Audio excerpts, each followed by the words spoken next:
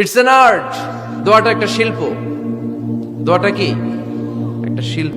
এটাকে রপ্ত করতে জানতে হয়, এটাকে আত্মস্থ করতে জানতে হয়। সব কাজের মধ্যে first class, second class, third class আছে না নাই? কারো দোয়া থার্ড ক্লাস দোয়া, কারোটা সেকেন্ড ক্লাস, কেউ করতে পারে ফার্স্ট ক্লাস দোয়া, ঠিক কিনা? দোয়ার মতো যদি দোয়া করতে পারেন, এটা হচ্ছে ফার্স্ট ক্লাস দোয়া, মুহূর্তে আরশে পৌঁছে যায়। এটাকে রপ্ত করতে হয়, এটার মধ্যে আবেগ জুড়ে দিতে হয়। অনেকে দোয়া করে আবেগ নাই, আছে না নাই? জুমার দিন দেখবেন নামাজ পড়ে ইমাম সাহেব দোয়া করতেছে, অনেক মুসল্লি দোয়া করতেছে, ওদিকে তাকায় আছে, হাত কিনতে এইভাবে, আর তাকায় আছে জানালার দিকে। ও কি দোয়া করতেছে? কথা বলেন, আছে না নাই? এই জন্য দোয়াটা করবেন কায় মনোবাক্যে, খুব আন্তরিকতা দিয়ে, হৃদয় থেকে। আপনার চোখের পানি যেন ঝরে। চোখের পানি যদি কোনো দোয়ার মধ্যে পড়ে, আপনি বুঝে যাবেন এই দোয়া আল্লাহর কাছে কবুল।